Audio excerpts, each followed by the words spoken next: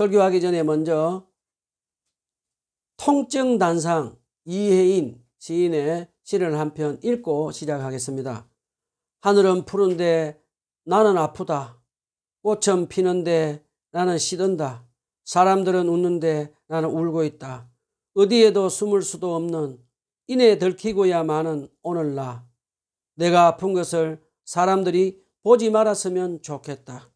그래도 아직 살아있음을 기뻐하라고 맞는 말인데 너무 아프니까 눈을 감게 돼. 옆 사람의 도움도 물리치게 돼. 누구는 가슴이 아프고 누구는 머리가 아프고 아픈 곳이 다르니 통증도 다른데 나중에 약도 도움이 되지 못하지. 그냥 힘들게 바라볼 뿐 그 누구도 아픈 이를 도와주질 못하지. 이제 몇 사람은 세상을 떠났으니 얼마나 아팠느냐고 물어볼 수도 없네. 그들을 생각하며 나는 또 눈을 감는다.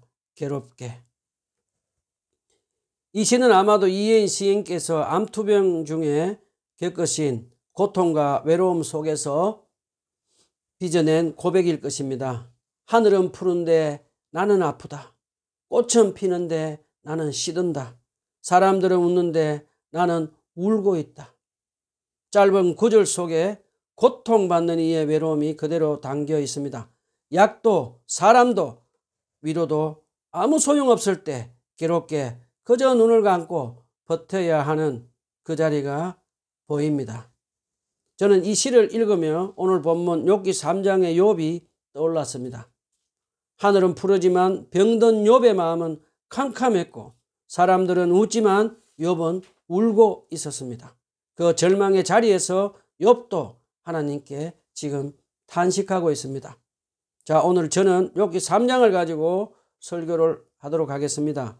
그리고 욥기서 3장 1절로 10절 그리고 11절로 19절 마지막으로 20절로 26절 세 부분으로 나눠서 하나님 말씀 은혜를 나누어 보겠습니다. 오늘 첫 번째 본문 욥기서 3장 1절로 10절에서 욥이 극심한 고통을 당하면서 하나님께 탄식하며 불평하는 말을 합니다. 욥기서 3장 1절로 10절 다 같이 봉독합시다. 시작. 드디어 욥이 말문을 열고 자기 생일을 저주하면서 울부짖었다. 내가 태어나던 날이 차라리 사라져 버렸더라면 남자아이를 배웠다고 좋아하던 그 밤도 망해버렸다면 그날이 어둠에 덮여서 높은 곳에 계신 하나님께서 그날을 기억하지 못하셨더라면 아예 그날이 밝지도 않았더라면 어둠과 사망의 그늘이 그날을 제 것이라 하여 검은 구름이 그날을 덮었더라면 나를 어둠으로 덮어서 그날을 공포 속에 몰아넣었더라면 그 밤도 흑암에 사로잡혔더라면 그 밤에 아예 날 수와 달수에도 들지 않았더라면 그 밤이 아무도 잉태하지 못하는 밤이었더라면 아무도 기쁨의 소리를 낼 수 없는 밤이었더라면 주문을 외워서 바다를 저주하는 자들이 리워야단도 길들일 수 있는 마력을 가진 자들이 그날을 저주하였더라면 그 밤에는 새벽별들도 빛을 잃어서 날이 밝기를 기다리죠 밝지를 않고 동트는 것도 볼 수 없었더라면 좋았을 것을. 어머니의 태가 열리지 않아 내가 태어나지 않았어야 하는 건데 그래서 이 고난을 겪지 않아야 하는 건데. 지난주에는 의인 욥이 사탄의 시험 가운데서도 믿음 잃지 않았다는 사실을 우리가 배웠습니다. 그는 하루아침에 많은 재산과 10명의 자녀를 잃고 온몸에 악성의 종기가 나서 고통 속에 쓰러졌지만 그 입술로 하나님을 저주하지 않았습니다. 주신 분도 주님이시요 가져가시는 분도 주님이시니 주님의 이름이 찬양받으실지니라 하고 한 이 고백은 욥의 단순한 신앙의 고백이 아니라 사랑하는 하나님과의 깊은 관계에서 나온 믿음의 고백입니다. 그리고 욥기서 2장 11절로 13절에 보면 욥이 재산과 자식들까지 잃고 건강마저 잃었다는 소식을 듣고 욥의 세 친구가 찾아옵니다. 우리는 앞으로 이 욥의 세 친구들과 함께 많은 논쟁을 하게 될 것입니다. 자, 욥이 극심한 고난 중에 있다는 소문을 듣고 욥을 찾아온 것을 보면 이제 시간이 좀 지났던 것을 우리는 추측할 수 있습니다. 자, 그런데 욥을 찾아온 세 친구는 욥이 발끝부터 머리끝까지 악성 종기가 나서 고통 중에 있는 것을 보고 그들은 욥을 알아보지 못합니다. 시간이 좀 지나서 그들은 욥을 알아보고 욥의 극심한 고통을 보고 너무 슬퍼서 죄를 뒤집어 쓰고 욥의 친구들은 슬퍼하며 울부짖으며 욥 옆에서 위로하고 있습니다. 그런데 오늘 본문 3장에서 이제 그 침묵이 갑자기 깨집니다. 욥은 극심한 고통 속에서 자신의 마음을 더 이상 견디지 못하고 하나님께 불평하는 말을 쏟아냅니다. 이것이 바로 믿음의 탄식의 시작입니다. 먼저 본문 1절로 3절에서 의인 욥이 자신의 생애를 저주하며 울부짖으면서 내가 태어난 날이 차라리 사라지고 남자아이를 배웠다고 좋아하던 그 밤도 망해버렸으면 좋았을 것이라고 합니다. 그러면서 계속해서 4절에 보면 하나님께서도 내가 태어난 그날을 기억하지 못하셨더라면 하며 욥은 하나님께 불평하며 탄식합니다. 사랑하는 여러분, 지금 욥은 믿음 없는 불평을 한 것이 아닙니다. 그의 절규는 하나님께 향한 탄식의 기도입니다. 하나님께 욥이 등을 돌린 것이 아니라 하나님께만 말하고 있습니다. 이것이 지금 하늘나라로 가신 팀 켈러 목사님이 하신 믿음의 토로입니다. 기독교는 감정을 억누르는 종교가 아니라 하나님께 솔직하게 울며 탄식할 수 있는 믿음의 종교입니다. 우리 여기서 잠깐 질문을 한번 해봅시다. 욥은 왜 하나님을 떠나지 않고 울부짖었을까요? 한번 생각해 보십시오. 욥은 고난 전에 욥의 삶 속에서 사랑하는 하나님이 새겨주신 믿음의 잔재가, 믿음의 뿌리가 남아 있었습니다. 욥기 1장 1절에 보면 욥은 평소에도 흠이 없고 정직하여 하나님을 경외하며 악에서 떠난 사람이었습니다. 그는 고난이 닥쳐와도 믿음이 잃지 않고 주신 이도 주님이시요 가져가신 분도 주님이시다라고 고백할 만큼 하나님의 주권과 선하심에 대한 뿌리 깊은 믿음의 지식을 욥은 가지고 있었습니다. 지금 그 믿음이 지식이 극심한 고통을 인해 욥은 잠시 믿음이 흔들리고 있지만 그 뿌리가 깊은 믿음의 잔재로 욥을 세상이 아닌 사랑하는 하나님께로 향하게 만든 것입니다. 그 믿음의 뿌리가 있었기에 욥은 하나님께 등을 돌리지 않고 오직 사랑하는 그분께만 자신의 절망을 토로할 수 있었습니다. 자, 우리 다시 본문으로 돌아갑시다. 자기 생일날을 저주하고 울부짖는 욥은 하나님이 자기가 태어난 날을 기억하지 못했으면 좋겠다고 불평했습니다. 계속해서 욥은 5절에서 자신이 태어난 날이 완전히 어둠에 삼켜지길 원합니다. 이는 단순히 절망이 아니라 이유 없는 극심한 고통 속에서 자기 과거의 존재 자체를 지우고 싶을 만큼 깊은 절규입니다. 하나님께서 두 번이나 의인이라 인정받았던 욥은 죄 때문이 아닌 극심한 고통 앞에서 하나님께서 창조의 테이프를 되감아 자신의 흔적을 지워주시길 바라는 절망의 기도를 드리고 있는 것입니다. 자, 계속해서 본문 6절로 10절에서 자기가 태어난 날을 저주하던 욥은 자기가 태어난 밤을 저주합니다. 6절로 8절입니다. 그 밤도 흑암에 사로잡혔더라면, 그 밤이 아예 날수와 달수에도 들지 않았더라면, 그 밤이 아무도 잉태하지 못하는 밤이었더라면, 아무도 기쁨의 소리를 낼 수 없는 밤이었다면, 주문을 외워서 바다를 저주하는 자들이 리워 야단도 길들일 수 있는 마력을 가진 자들이 그날을 저주하였더라면 이라고 말합니다. 6절로 7절에서 욥은 그 밤이 날수와 달수에도 들지 않았더라면 하며 욥은 그의 생일날을 저주하다가 하나님께서 생명을 잉태하게 하신 그 밤마저 저주합니다. 하나님이 부모를 통해 주시는 사랑의 기쁨의 밤, 새 생명을 창조하는 그 생명의 밤까지도 그에게는 죽음의 밤으로 느껴진 것입니다. 8절에서 욥은 리워 야단도 길들일 수 있는 자들이 그날을 저주했더라면 합니다. 성경에 보면 리워 야단은 혼돈과 죽음을 상징하는 괴물입니다. 욥은 자신의 생일이 그 혼돈 속에 삼켜지길 지금 바라고 있습니다. 욥의 이 말은 현실을 바꾸겠다는 뜻이 아니라 더 이상 견딜 수 없다는 영혼의 한계선에서 터져나온 신음입니다. 욥의 언어는 미성숙한 불평이 아니라 인간으로서 감당할 수 없는 고통이 터져나온 믿음의 절규입니다. 본문 9절로 10절입니다. 그 밤에는 새벽별들도 빛을 잃어서 날이 밝기를 기다려도 밝지를 않고 동트는 것도 볼 수 없었더라면 좋았을 것을. 어머니의 태가 열리지 않아 내가 태어나지 않았어야 하는 건데 그래서 이 고난을 겪지 않아야 하는 건데 라고 말합니다. 욥은 모든 재산과 10자녀를 잃고 온몸에 악성종기가 생겨 극심한 고통 속에 있습니다. 지금 그의 삶은 정신적으로, 육체적으로, 영적으로 완전히 무너져서 황폐해져서 이제는 삶의 의미조차 잃은 채 절망의 벽 앞에서 하나님께 불평하고 절망하고 울고 있습니다. 이것이 바로 믿음의 토로입니다. 고통 가운데 하나님을 향해 울부짖는 신앙, 이것이 성경에서 말하는 참된 경건입니다. 그런데 모든 종교는 고통을 다르게 해석합니다. 불교는 고통을 환상으로, 이슬람은 고통을 순종하라고 하고 세속주의는 고통을 실패로 여깁니다. 그러나 기독교는 고통을 하나님께 울부짖는 자리로 봅니다. 고통은 하나님을 향한 불신의 이유가 아니라 하나님께 더 가까이 가는 통로입니다.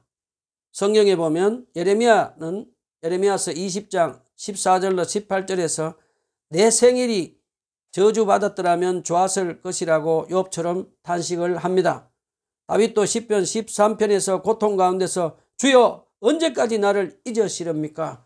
라고 탄식하고 모세는 하나님 차라리 나를 죽여 주십시오 라고 외쳤고 엘리야는 주여 이제는 넉넉하오니 내 생명을 거두소서라고 탄식했습니다. 그러나 하나님은 그들의 울부짖음을 책망하지 않으셨습니다. 하나님은 엘리야, 모세, 다윗과 예레미야를 말씀으로 위로하시고 다시 그들을 영적으로 회복시키시고 그들의 사명을 계속해서 감당하도록 해 주셨습니다. 하나님은 우리의 탄식을 들으십니다. 고통 속의 신음이 믿음의 끈을 놓지 않는 한 그 울부짖음은 곧 하나님과의 관계의 증거요 회복의 시작입니다. 사랑하는 성도 여러분, 고통 중에 하나님께 울부짖으십시오. 그분은 침묵의 벽 너머에도 우리의 신음을 듣고 계십니다. 지금 제 설교를 듣는 여러분 중에 고통 중에 계시는 분 계십니까?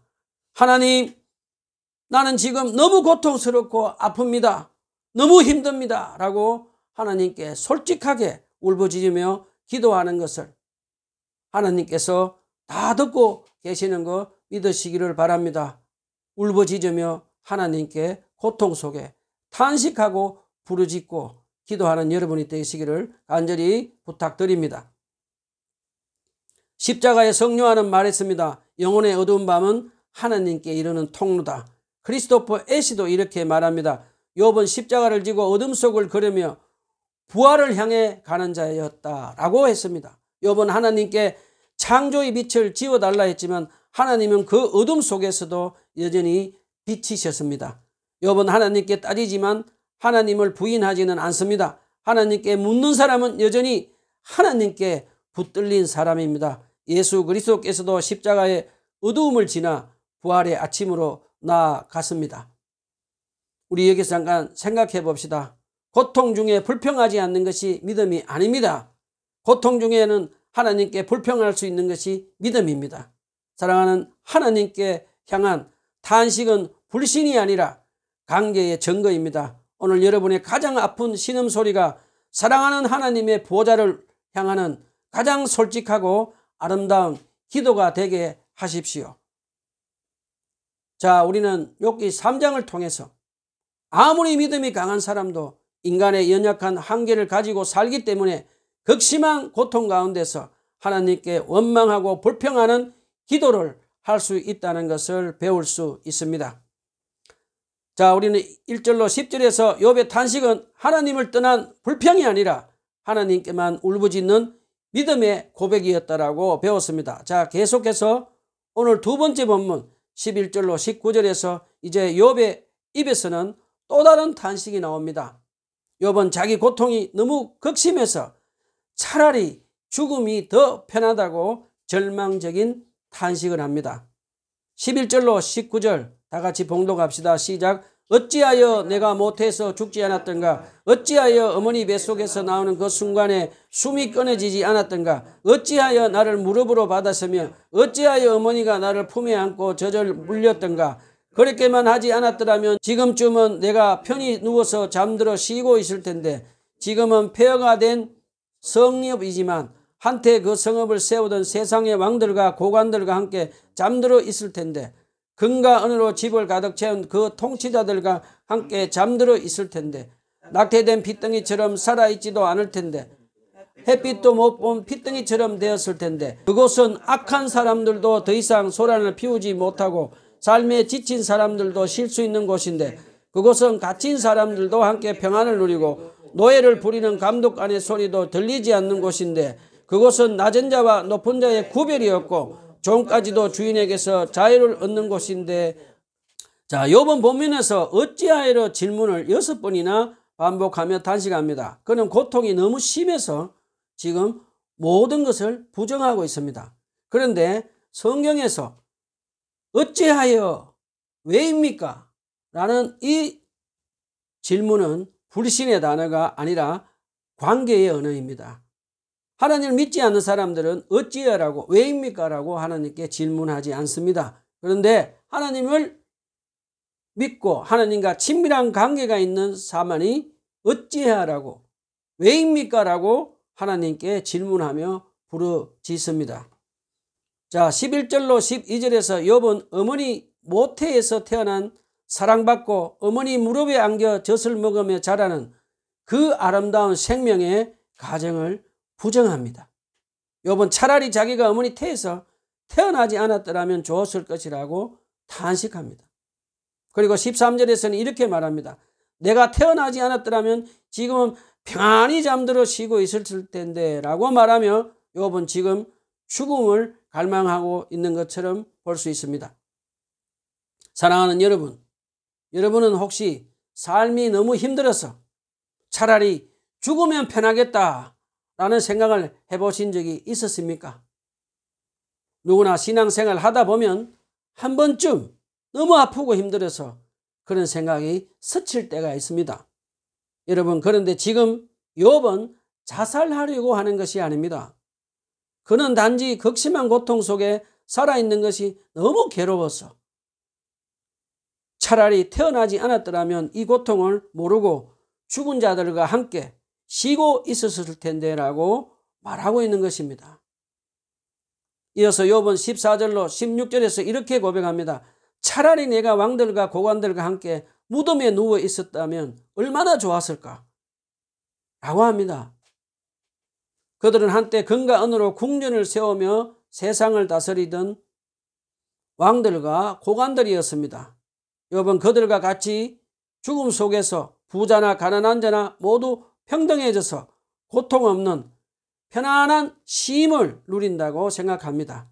또 그는 세상에 태어나지도 못하고 낙태된 그 아이들은 세상의 슬픔과 고통을 경험하지 않는 채 조용히 편안한 쉼 가운데 있다고 생각하고 있습니다.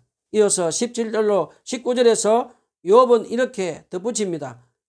거기서는 악한 자도 더 이상 괴롭히지 못하고 종도 주인에게서 벗어난다 라고 합니다. 욥의 생각 속에는 죽음은 모든 고통이 멈추는 것, 모든 사람이 평등한 자리로 비춰집니다.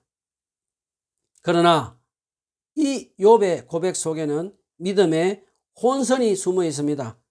욥은 죽음을 쉼으로 표현하지만 그가 바라본 쉼은 하나님 안의 평안이 아니라 하나님 없는 평안이었습니다. 그는 고통의 무게에 짓눌려 하나님 없는 평안을 꿈꾸고 있었던 것입니다. 그렇다고 욥의 이 절규가 자살의 유혹은 아닙니다. 이것은 단지 인간이 감당할 수 없는 고통 속에서 터져나온 한계의 고백입니다. 하나님께서 욥의 신앙을 정죄하지 않으신 이유가 바로 여기에 있습니다. 욥은 여전히 하나님을 향해 말하고 있었고 그분을 찾고 있었습니다. 애쉬는 이 부분을 이렇게 말합니다. 욥은 여전히 하나님을 향하고 있지만 그분의 선하심을 보지 못하고 죽음을 오해하고 있다라고 했습니다. 즉 욥은 신앙을 잃은 것이 아닙니다. 하나님이 너무 멀리 느껴져서 마음이 황폐해진 상태입니다. 여러분은 욥처럼 생각한 적이 있으십니까? 우리도 극심한 고통 중에 기도가 막히고 말이 나오지 않아 하나님 차라리 날 데려가 주십시오라고 말하고 싶은 생각이 들 때가 있습니다. 지금 욥의 심정이 바로 그런 상태입니다. 우리 여기서 이 대목을 적용해 봅시다. 사랑하는 여러분, 죽음이 모든 고통을 해결해 주는 만능 열쇠입니까? 우리가 성경에서 배웠듯이 죽음은 끝이 아니라 하나님 앞에서는 시작입니다. 그 문 앞에는 심판이 있고 천국과 지옥이 있습니다. 그래서 죽음은 고통을 끝내는 길이 아니라 하나님 앞에 설 준비가 필요한 문입니다. 지금 욥은 고통 속에서 그 사실을 잠시 잊었지만 하나님은 욥을 잊지 않으셨습니다. 하나님은 욥이 절망의 자리에도 무너지지 않도록 붙드셨습니다. 그리고 여러분, 우리 구주 예수님께서 십자가 위에서 나의 하나님 어찌하여 나를 버리셨나이까 하실 때 그분은 욥이 느꼈던 그 어둠과 절망 속으로 직접 들어오신 분이십니다. 그래서 절망을 통과하시고 부활하신 예수님만이 줄 수 있는 위로와 소망이 우리에게 있습니다. 참된 쉼은 죽음 속이 아니라 예수님 안에만 있다는 것을 예수님은 마태복음 11장 28절에서 말씀하십니다. 수고하고 무거운 짐을 진 사람은 다 내게로 오라. 내가 너희를 쉬게 하겠다고 말씀하십니다. 욥은 극심한 고통 속에서 죽음을 평안의 피난처로 오해했습니다. 그러나 하나님은 그에게 죽음이 아닌 하나님 안에서의 참된 쉼을 가르치고 계셨습니다. 우리도 인생의 깊은 고난 속에서 죽음이 생각날 때 또 있습니다. 그러나 그때 우리는 기억해야 됩니다. 죽음은 끝이 아니라 하나님께로 가는 문이며 그 문 너머에는 심판이 있고 반드시 천국과 지옥이 있다는 것을 기억합시다. 그리고 참된 쉼은 오직 예수 그리스도 안에 있다는 것을 믿고 살아가는 저와 여러분이 다 되었으면 좋겠습니다. 아멘. 우리는 욥기 3장에서 배웁니다. 믿음이 아무리 강한 사람이라도 극심한 고통 속에서 인간의 연약함 때문에 절망하고 흔들릴 수 있다는 것을 배웁니다. 그러나 그 흔들림 속에서도 하나님은 여전히 우리를 붙들고 계시는 걸 믿고 살아갑시다. 자, 이제 오늘 마지막 본문 20절로 26절에서 욥의 입으로 또 다른 탄식을 하는 말을 듣습니다. 욥은 극심한 고통 속에서 하나님께 어찌하여 나를 살려두십니까? 라고 항의하며 자기 삶을 점점 더 원망하며 탄식합니다. 본문 20절로 26절 다 같이 봉독합시다. 시작. 어찌하여 하나님은 고난당한 자들을 태어나게 하셔서 빛을 보게 하시고 이렇게 서디선 인생을 살아가게 하는 자들에게 생명을 주시는가? 이런 사람들은 죽기를 기다려도 죽음이 찾아와 주지 않는다. 그들은 보물을 찾기보다 죽기를 더 바라다가 무덤이라도 찾으면 기뻐서 어쩔 줄 모른다. 어찌하여 하나님은 길 잃은 사람을 붙잡아 놓으시고 사망으로 그 길을 막으시는가?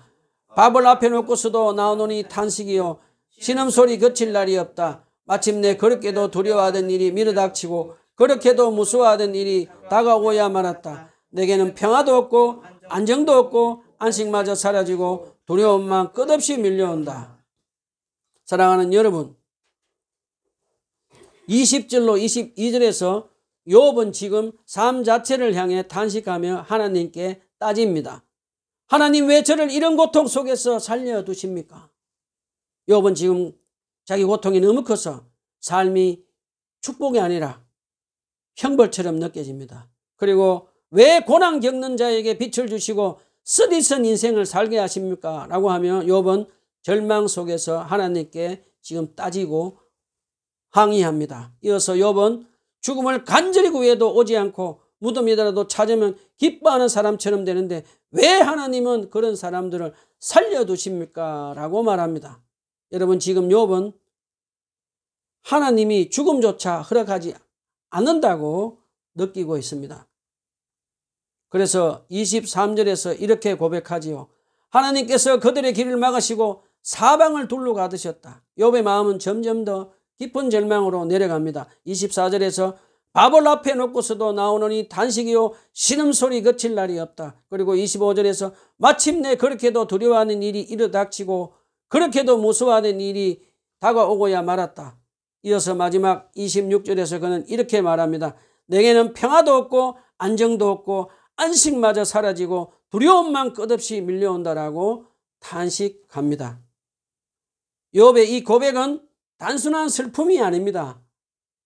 삶 자체를 원망하는 탄식입니다. 욥은 지금 하나님께 왜 나를 살려두시냐라고 묻습니다. 그의 고통은 이제 살아있는 이유조차 잃은 절망이 되어버렸습니다. 그러나 여러분, 욥의 말은 비록 절망으로 가득 찼지만 그 안에는 놀라운 신앙의 흔적이 있습니다. 욥은 하나님을 버리지 않았습니다. 욥은 하나님을 저주하지 않았습니다. 그는 고통 속에서도 하나님께 말을 합니다. 어찌하여 라는 그 한마디 말 속에 하나님과의 관계가 살아있는 것을 우리는 볼 수 있습니다. 에시는 이렇게 말합니다. 욥은 하나님을 원망하지만 여전히 하나님께 이야기하고 있다. 이것은 불신이 아니라 관계의 표현이다라고 표현했습니다. 욥은 이미 고난받기 전에 하나님과의 깊은 인격적 관계를 경험했습니다. 그리고 지금 인간적으로는 이해할 수 없는 고통이지만 그의 영혼 깊은 곳에 남은 과거의 경험과 믿음의 뿌리가 그를 세상이 아닌 사랑하는 하나님 안에 붙들려 있게 한 것입니다. 믿음의 탄식이란 절망 속에서도 하나님께 솔직하게 말하는 것입니다. 고통이 너무 커서 울부짖을지라도 그 울음이 하나님께로 향해 있다면 그것은 여전히 믿음입니다. 간증을 한번 해보겠습니다. 제가 오래전에 경험했던 한 이야기를 나누겠습니다. 한 권사님이 계셨습니다. 그분은 하나밖에 없는 아들을 교통사고로 잃고 말았습니다. 너무 갑작스러운 일이 그분에게 닥쳤습니다. 그분의 마음은 찢어지고 삶 자체가 완전히 무너져 버렸습니다. 그분은 이렇게 말씀하셨습니다. 목사님, 저는 하나님이 너무 원망스럽습니다. 그런데 교회에서는 그 말을 할 수가 없었습니다. 믿음 없는 사람처럼 보일까 봐서요. 그분은 마음속에 고통을 억누르며 살았습니다. 하지만 그렇게 참고 살다 보니 그분의 마음속에 고통을 너무 오래 참고 살다 보니 하나님이 점점 멀게 느껴지고 마음이 돌처럼 굳어졌습니다. 그러나 그분은 하나님의 은혜로 하나님을 떠나지 않고 선교단체 훈련에 참석하고 치유 집회에 오셨습니다. 저는 그곳에 집회 인도자로 참석해서 제가 그분을 위해 함께 기도해 드렸습니다. 기도 중에 그분은 통곡하며 숨겨온 슬픔을 쏟아냈습니다. 눈물과 함께 몸이 떨리고 오열 속에서 이렇게 고백했습니다. 하나님, 저는 외아들을 데려간 하나님을 여전히 이해할 수 없지만 그래도 하나님을 떠나지 않겠습니다. 그 순간 하나님께서 그분의 다친 마음을 만지셨습니다. 그분의 눈물은 원망에서 감사로 바뀌었습니다. 사랑하는 여러분, 이것이 바로 믿음의 탄식입니다. 고통 중에 아무 말도 하지 않는 것이 믿음이 아닙니다. 오히려 고통 중에도 하나님께 불평하고 하나님께 자신의 마음을 토로하는 것이 참된 믿음입니다. 왜냐하면 그 불평조차도 하나님을 향하고 있기 때문입니다. 우리는 이 대목을 우리에게 한번 적용해 봅시다. 욥은 고통의 이유를 몰랐습니다. 그러나 하나님께 침묵하지 않았습니다. 그의 탄식은 하나님을 향한 부르짖음이었고 그 부르짖음은 결국 하나님께로 그를 이끌었습니다. 우리도 고통의 자리에 설 때 욥처럼 말할 수 있습니다. 하나님, 너무 고통스럽습니다. 너무 힘듭니다. 어찌하여 왜입니까? 라고 그 질문은 제가 아닙니다. 그것은 하나님을 향한 신앙의 언어입니다. 우리 구주 예수님께서도 십자가 위에서 이렇게 부르짖으셨습니다. 나의 하나님, 어찌하여 나를 버리셨습니까? 주님은 바로 욥의 어둠 밤 속으로 들어오신 분이십니다. 우리 구주 예수님은 우리의 절망을 경험하셨고 우리에게 부활로 참된 소망의 빛을 보여주셨습니다. 말씀을 정리합시다. 사랑하는 여러분, 욥과 같이 믿음이 강한 사람도 극심한 고통 속에서 인간의 연약함 때문에 믿음이 흔들릴 수 있습니다. 그는 하나님께 원망하며 불평하며 울부짖고 탄식했습니다. 그러나 그 흔들림 속에서도 하나님은 욥을 붙드셨습니다. 신약을 사는 저와 여러분도 마찬가지입니다. 우리의 고통이 너무 깊을 때 믿음으로 주님께 울부짖고 탄식하며 기도합시다. 그러면 부활하신 우리 주 예수 그리스도께서 우리의 탄식을 들으시고 반드시 구원해 주실 것입니다. 아멘. 기도합시다.